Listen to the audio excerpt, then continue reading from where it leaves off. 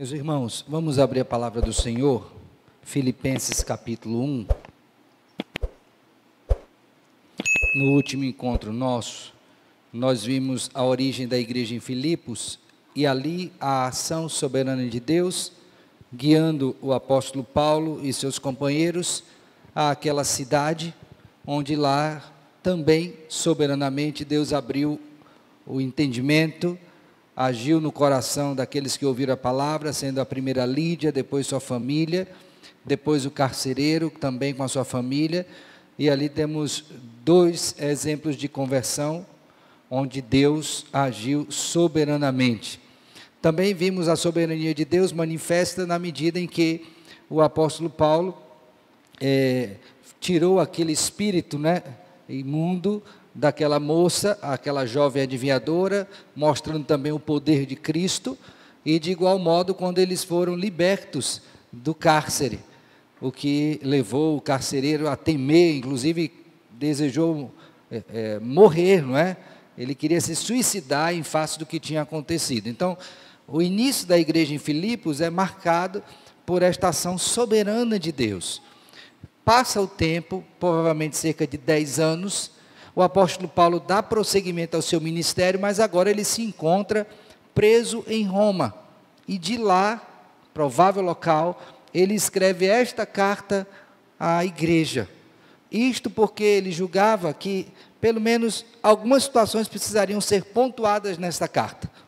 A primeira delas é uma expressão de gratidão a Deus e aos irmãos pela ajuda que eles estavam dando ao apóstolo Paulo no seu ministério. E Epafrodito foi o emissário da parte da igreja para levar essa ajuda ao apóstolo Paulo. A segunda razão que podemos ver também é que o apóstolo Paulo, tendo recebido notícias da igreja, percebeu que havia uma certa discordância entre os irmãos, uma atitude soberba, e isso fica evidenciado, por exemplo, quando duas irmãs que eram companheiras de luta, Evódia e Sinti, que entram numa rixa, e Paulo então dirige parte da sua carta ao tratamento dessa questão. Então é uma outra situação, gratidão e correção de comportamento. A outra coisa que também fica evidente é que havia uma possibilidade, irmãos, de que ali naquela igreja sofressem uma ameaça judaizante.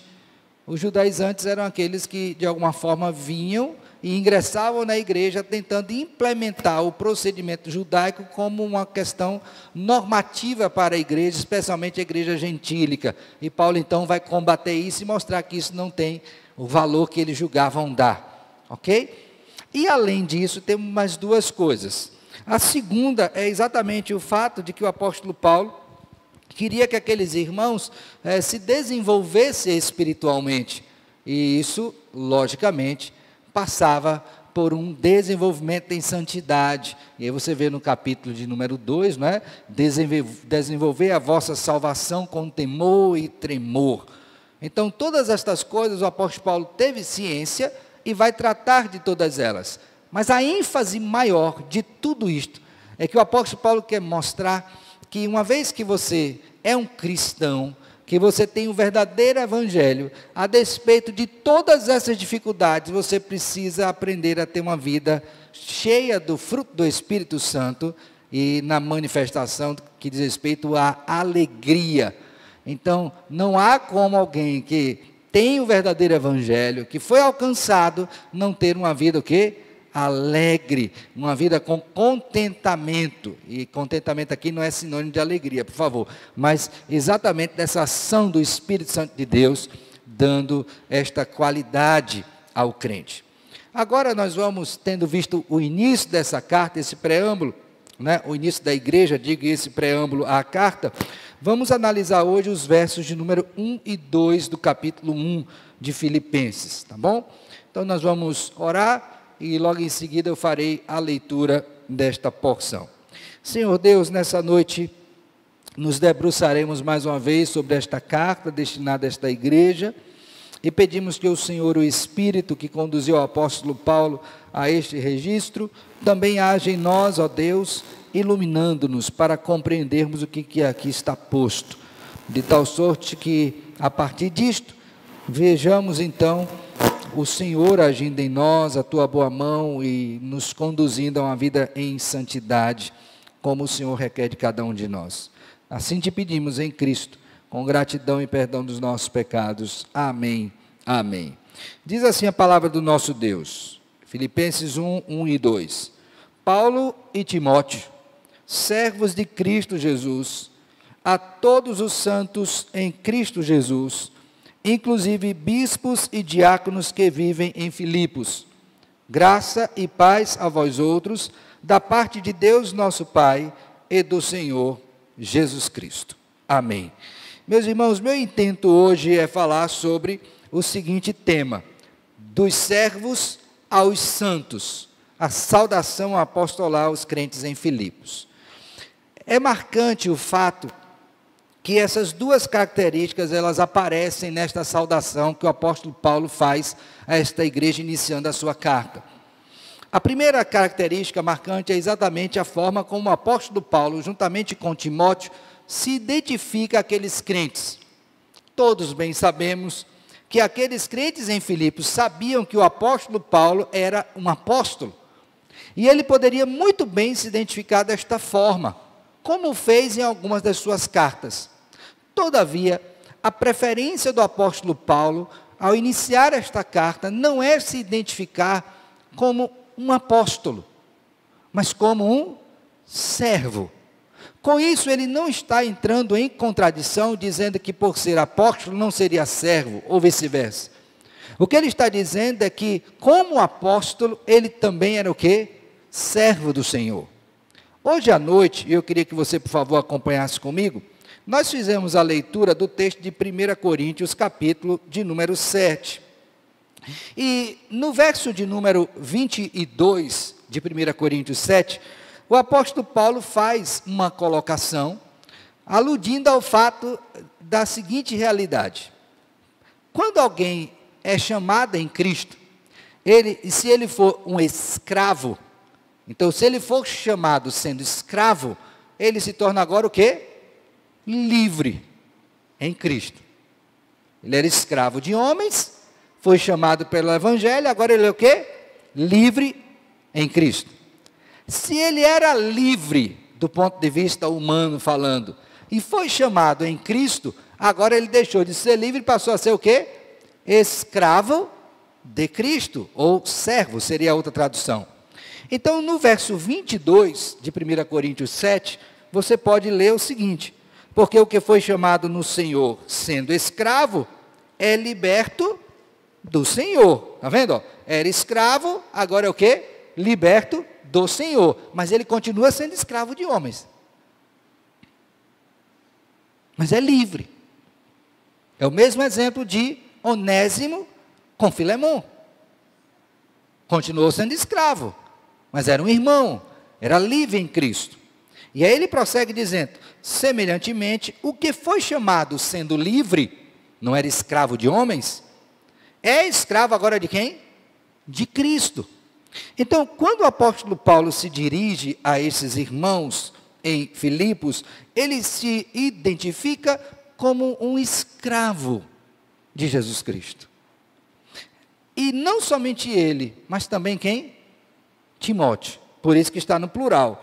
Paulo e Timóteo, servos, pode colocar aí, escravos de Cristo Jesus. Meus irmãos, essa identificação, ela não é vã, porque o que o apóstolo Paulo está querendo mostrar aqui é que, como apóstolo e escravo de Cristo Jesus, ele está posto ali para servir a Cristo com tudo que ele é e tem, juntamente com Timóteo, seu fiel companheiro, esse que o acompanhou desde o início da jornada da segunda viagem missionária que o apóstolo Paulo realizou. O que o apóstolo Paulo está querendo também dizer, irmãos, é que como servo de Cristo de Jesus, ele desprenderia todas as suas energias para servir ao Senhor, onde quer que Deus o enviasse. E alguém poderia contestar isso, mas como faria se ele está escrevendo essa epístola exatamente estando preso? Então, eis aqui alguém que pode falar com propriedade o que é ser escravo de Cristo Jesus, porque ele estava experimentando a dureza do ser escravo de Cristo, que era exatamente ser preso. Por isso que essa é uma das epístolas da prisão. A outra coisa que a gente precisa também utilizar aqui, é que o apóstolo Paulo também está mostrando que mesmo sendo escravo de Cristo, e preso por conta disso, do testemunho e da palavra, ele não perdeu a alegria. Olha que coisa interessante, não é? Mesmo sendo escravo de Cristo, e estando preso por conta da palavra e do testemunho, ele não perdeu a alegria. Como é que a gente sabe disso? Do contentamento? Por duas razões. A primeira delas está na epístola. Por favor, acompanhem comigo e leiam comigo o verso de número 1 do capítulo 4 de Filipenses. Vou dar duas razões para vocês que mostram que o apóstolo Paulo, mesmo sendo escravo e preso, não perdeu a alegria. Então, escravos de Cristo têm que estar alegres, aprender a ter contentamento. Verso 1 do capítulo de número 4, diz assim, essa é uma das porções que Paulo fala de alegria, tá? Portanto, meus irmãos, amados e muito saudosos, minha o quê? Alegria. E coroa, sim, amados, permanecer deste modo firmes no... Então, ele era alegre pela igreja. Mas não é o único motivo. Mas esse homem que estava preso e que era escravo, ele também aprendeu a ter o quê? Contentamento. Vamos ainda, por favor, capítulo de número 4, verso de número 10 e 11. Olha só, agora as duas palavras juntas, tá? São palavras diferentes, alegria e contentamento. Mas Paulo tem essas duas demonstrações. Alegrei-me sobremaneira no Senhor, porque agora uma vez mais renovaste a meu favor a vosso cuidado, o qual já tinhais antes, mas vos faltava a oportunidade. Digo isto não por causa da pobreza, porque aprendi a viver contente em toda e qualquer o quê? Situação. Então era um apóstolo alegre e contente. E como ele é assim, ele se identifica logo na carta como o quê? Escravo. Mas não é um escravo entristecido. É um escravo o quê? Alegre em Deus. Por isso que ele poderia dizer à igreja o seguinte, veja aí por favor, capítulo 3, verso 1. Por favor, leiam juntos. Imagine a seguinte cena, tá? O apóstolo está preso, ele diz que ele é escravo de Cristo, ele é alguém que tem alegria no coração, como fruto do Espírito, é alguém que aprendeu a ter contentamento, e ele escreve para a igreja e diz isso. Leia aí, 3:1. Quanto ao mais alegrar, a mim não me desgosta, e é segurança para vós outros, que eu escreva o quê?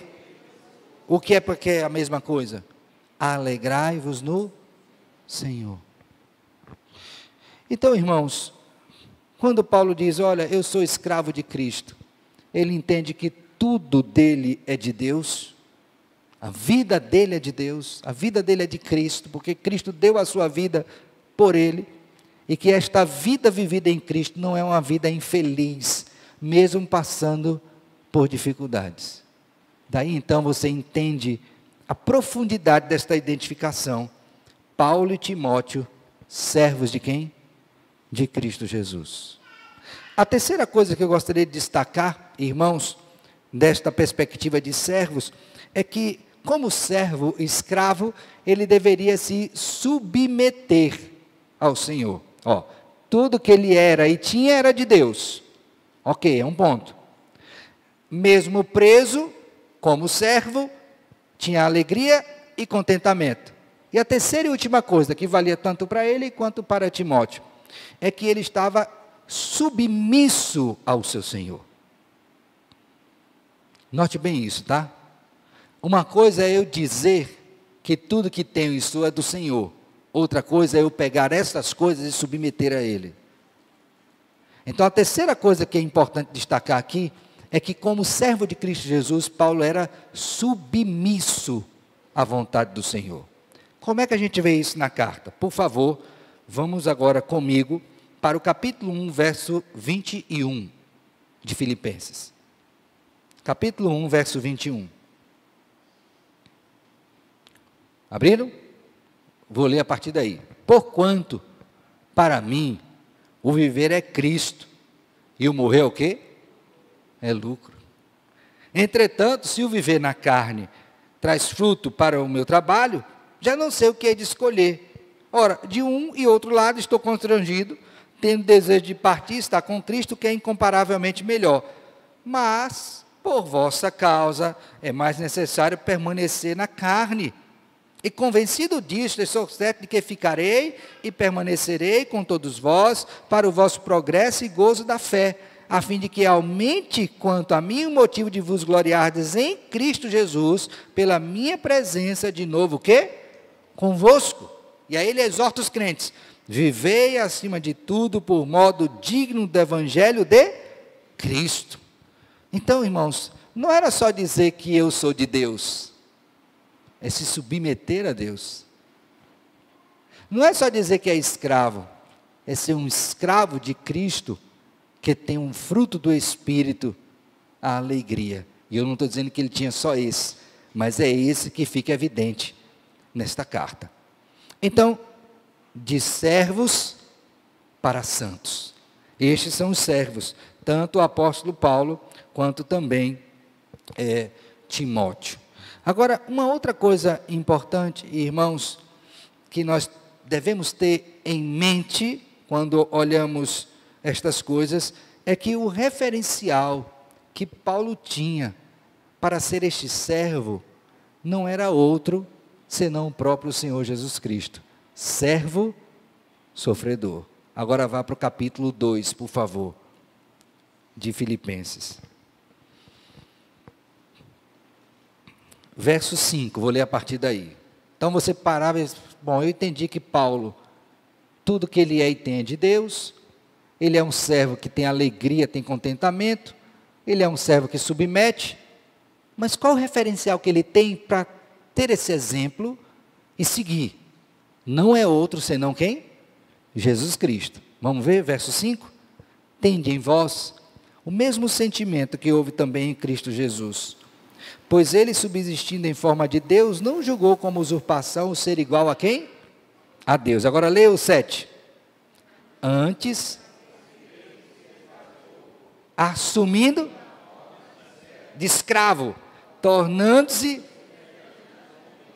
e reconhecido em figura humana, a si mesmo se humilhou, tornando-se obediente até a morte, e morte de quê?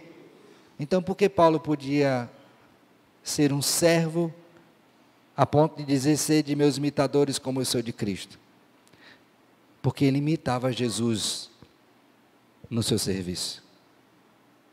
Meus irmãos, é importante que eu e você, ao lermos esse texto, esta introdução da epístola, lembremos disso. Na igreja, todos nós, a partir do nosso Senhor, são servos. Pense bem nisso. E eu não estou dizendo que Cristo esteja como o seu serviçal. Não é isso. Ele foi ressuscitado, está assunto à direita do Pai. O que eu estou dizendo é que o nosso Senhor assumiu esta forma para cumprir a sua missão, em obediência ao Pai. Se Ele agiu assim, e este é o padrão do apóstolo Paulo, por que que nós haveríamos de fazer diferente? Então você quer ter uma visão correta sobre você mesmo na igreja? Servo. Servo. O que é triste, muitas vezes, é que é possível que o nosso coração se incline de tal maneira para aquilo que não agrada ao Senhor, que nos vejamos como senhores e não o quê? Como servos. Mas lembre que Cristo disse aos seus discípulos: quem quiser ser senhor, primeiro tem que ser o quê? Servo. Então nós somos o quê? Servos. Agora lembra, depois de fazermos tudo o que Ele nos ordenou, não passaremos de servos inúteis. Meu Deus do céu, como é que pode? Eu fiz tudo isso. Porque se você comparar o exemplo de Cristo com a sua obra humana, nada vai se assemelhar de Cristo. E nós só fizemos, porque Ele operou em nós o querer e o realizar. Porque se dependesse de nós, jamais faríamos alguma coisa para Cristo. Então, primeira coisa, na igreja, todos nós somos servos. A segunda coisa que esta introdução nos mostra, irmãos, é a forma como o apóstolo Paulo se dirige aos crentes. Então, lembra do tema? Dos servos para os santos. Como é que Paulo vê a igreja? E note bem,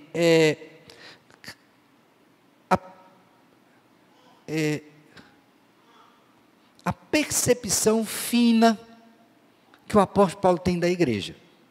Porque quando ele escreveu para a igreja, ele contemplou problemas. Não foi? Evódio e Sintique estava com problema. Certamente tinha gente se orgulhando, tinha gente tendenciosa ao legalismo. Tinha problema. Mas mesmo sabendo disso, como que ele se dirigiu para a igreja? Está aqui. A todos os santos em Cristo Jesus. É esta a percepção que eu tenho que ter da igreja, que você tem que ter. A igreja do Senhor são todos aqueles que estão unidos misticamente a Cristo. E essa união mística é uma união inseparável. É algo que o homem não pode, não consegue desfazer, porque uma vez que nós fomos unidos ao Senhor por meio de Jesus Cristo, nada, absolutamente nada poderá nos separar do amor de Deus que está em Cristo Jesus.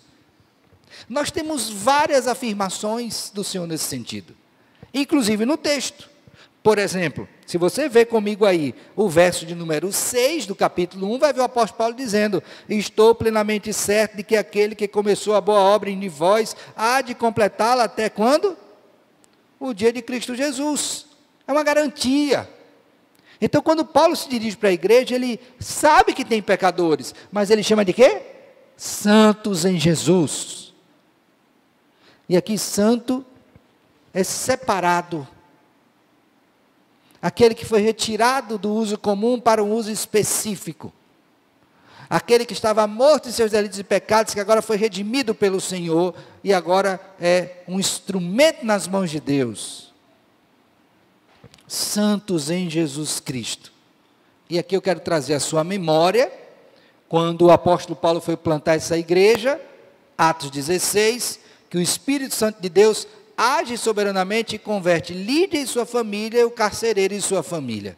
São os dois exemplos que ele dá, de famílias convertidas. Mas certamente muitos outros vieram a partir daquela situação. Então, Paulo enxerga a igreja como o quê? Uma comunidade de santos.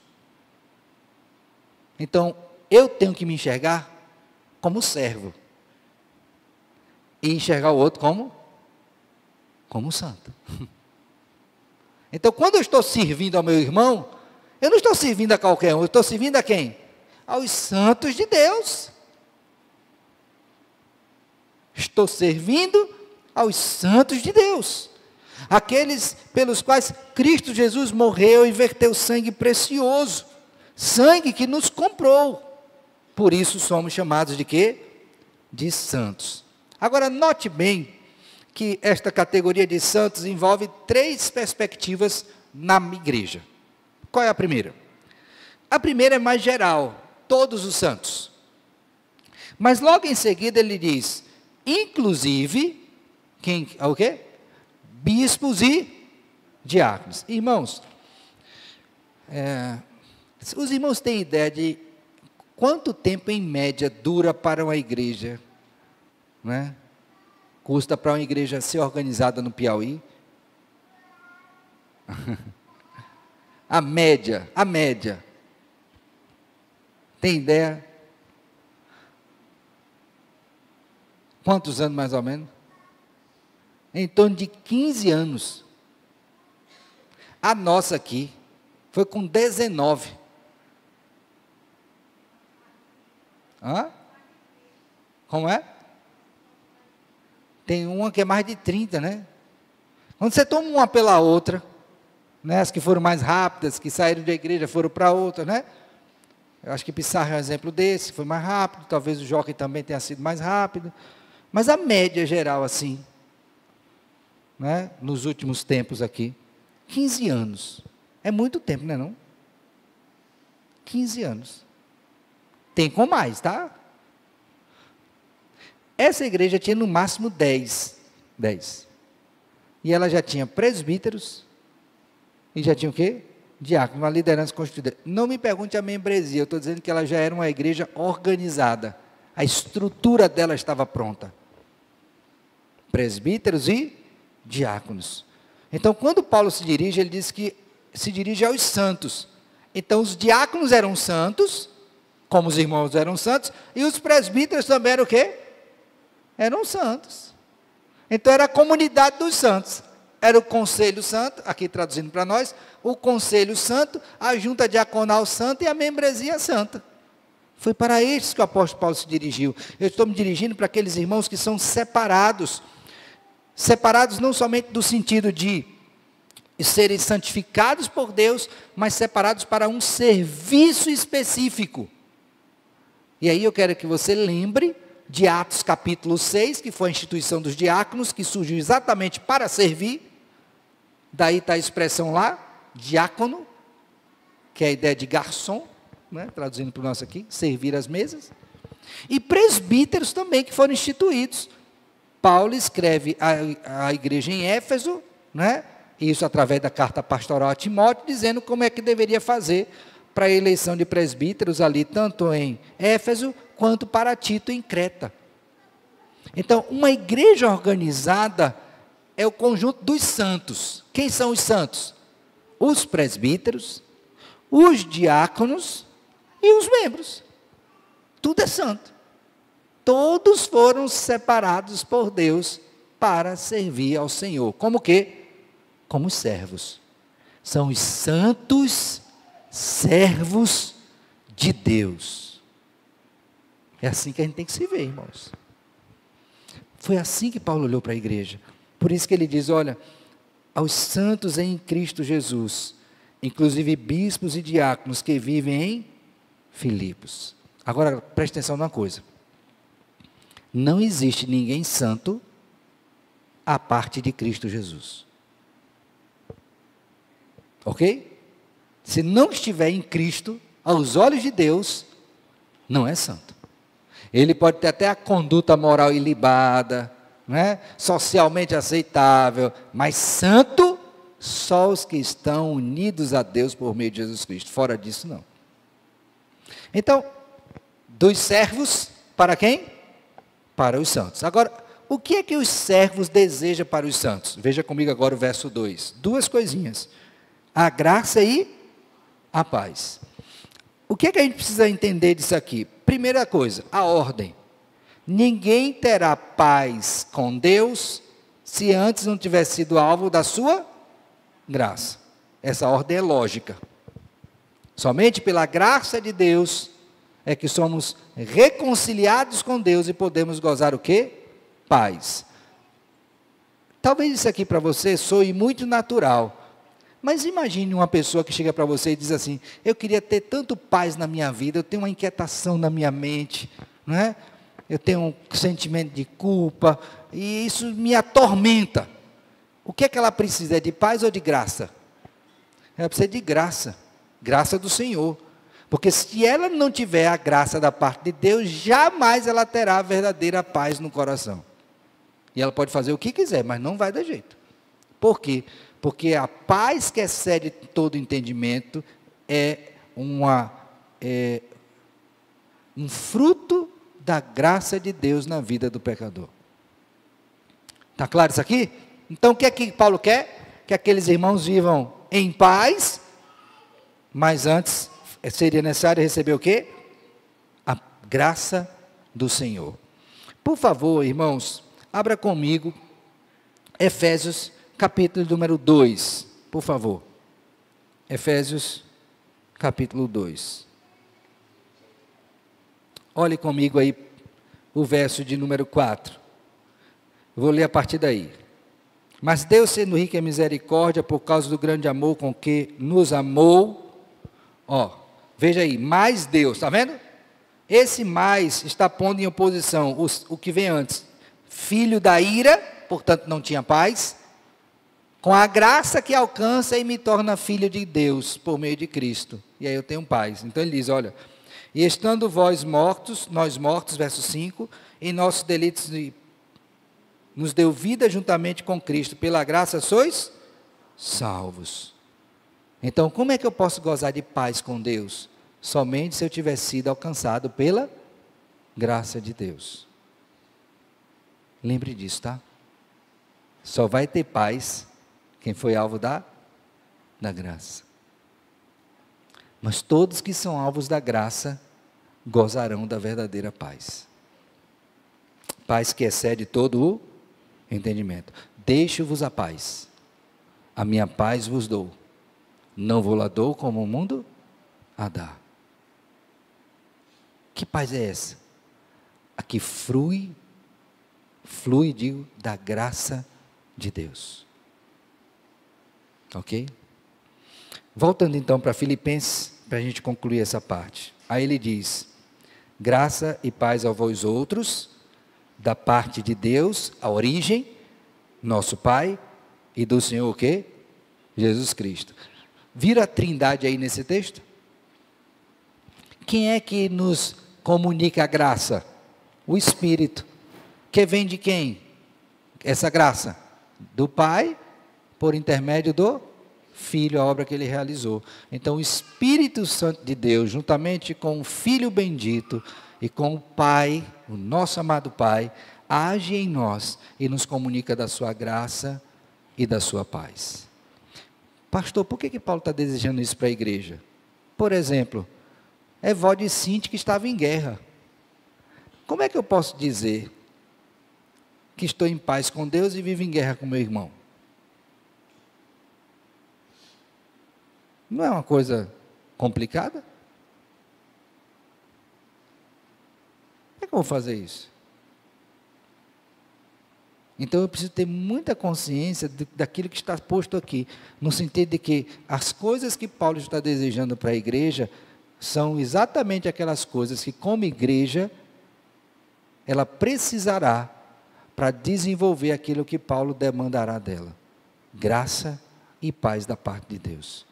Sem isso, meu filho, sem graça e sem paz, a vida será uma verdadeira guerra, uma plena desgraça, que é exatamente a ausência de graça. Finalizando, que lições nós podemos tirar para a nossa vida desta introdução? A primeira delas, querido, cuidado quando você começa a se enxergar como Senhor, porque se até Paulo foi servo, quem dirá a nós? Então, muito cuidado. Ninguém pense de si mesmo além do que convém. Antes, pense com moderação, segundo a medida da fé que Deus deu a cada um de vós. Então, somos servos. Eu devo servir ao meu irmão vai me servir, minha irmã me serve, eu sirvo a minha irmã, e é nessa relação que a igreja cresce e é edificada. Relação de serviço mútuo, servir uns aos outros. Pense nisso. E considere, meu Deus, eu estou sendo servo, estou servindo. Segunda coisa que você deve pensar, lembre, toda vez que você olhar para um irmão, ele é um santo. Mas pastor, eu sei o que ele fez no verão passado. É, meu filho, é preciso que você saiba mesmo. Mas, se Cristo o salvou, ele agora é um santo. Eis que tudo se fez novo, as coisas velhas ficaram para trás. novo coração vos dou. É isso que ele diz. Tais fostes alguns de vós, mas vós vos lavaste, vos santificaste. Foi, não é mais. Ele salvou, agora você é um santo. Então tem que olhar crendo que é um santo. Por isso que às vezes eu passo ali na porta e pergunto: ô santa de Deus. Veja que eu boto de Deus, tá? Porque não tem santa que não seja da parte de Deus, porque é Ele quem nos santifica. Então, ô santo de Deus, tudo bem, eu tenho que lhe ver como santa, minha mente tem que funcionar desse jeito. Meu tratamento com você tem que ser diferenciado como igreja do Senhor. A minha perspectiva sobre a sua vida, sobre as suas ações, é modelada por aquilo que você é em Cristo. Agora, se o santo de Deus está pecando, aí já é outra coisa. Vai ter que ser tratado também como santo. Porque Deus estabelece um tratamento para santos que pecam. Mas é santo. Eu, quando penso nisso, eu só lembro do texto de 1 Coríntios 1, 2, quando Paulo diz: aos santos chamados para serem santos, ou santificados. Ele diz: vocês são santos, mas estão em santificação. E a igreja de Corinto era uma igreja difícil. Igreja complicada. Mas ele chamou de santo. Ora, se Deus fez assim inspiradamente, por que eu haveria de chamar diferente? Então olhe para o seu irmão com consciência de que é servo e de que ele é um santo. Estou dizendo que ele não peca? Não. Eu estou dizendo que ele é um santo. Separado por Deus, unido a Deus por meio de Jesus Cristo. A penúltima coisa, irmãos, lembre, todos os santos e servos são carentes da mesma coisa: graça e paz. Olha, não importa quem seja na igreja, eu preciso de graça e da paz do Senhor. A irmã precisa, o irmão precisa, a irmã precisa, o Senhor precisa, a senhora, todos nós precisamos, a mesma coisa, irmãos. Nós temos a mesma necessidade espiritual. Talvez uma dose maior ou menor, a proporção da maturidade, mas todos nós temos a mesma carência espiritual. Paulo nivelou a igreja. Para estes santos, graça e paz da parte de Deus e do Senhor Jesus Cristo. Então, deseje isso para você e para o outro. Ore por isso: Senhor, dispensa a graça para esta igreja, paz no coração que vem do Senhor. Age, Pai, transforma esse povo. É isso que nós precisamos, irmãos, para vivermos bem até em tempos difíceis, como eram os que o apóstolo Paulo vivia, mas ainda assim usufruía de paz com Deus. Quero finalizar dizendo o seguinte: vocês viram a igreja organizada aqui em Filipos? A igreja tinha membros, tinha diáconos e tinha presbíteros. Era uma igreja o quê? Organizada. Mas mesmo assim, uma igreja que foi plantada pelo apóstolo Paulo, né? Debaixo da soberania de Deus, uma estrutura, ainda assim, ela passava por problemas esses que precisavam de ajustes. Então, toda igreja, por melhor que ela seja, grave bem isso, ela sempre precisará melhorar. Nunca será perfeita, mas sempre precisará de ajuste. Porque não existe igreja perfeita aqui na terra. Mas a igreja é a comunidade dos santos em Cristo que estão sendo santificados, visando o aperfeiçoamento dos seus dons para o serviço de Cristo Jesus. Então que Deus dê graça à nossa igreja da Pissarreira, que nós sejamos servos, que vejamos uns aos outros como santos, que saibamos a necessidade da graça e da paz do Senhor para vivermos, e acima de tudo lembremos que ainda que sejamos uma igreja organizada, sempre precisaremos do favor de Deus para melhorarmos. Que Ele, pois, nos abençoe e nos guarde. Amém.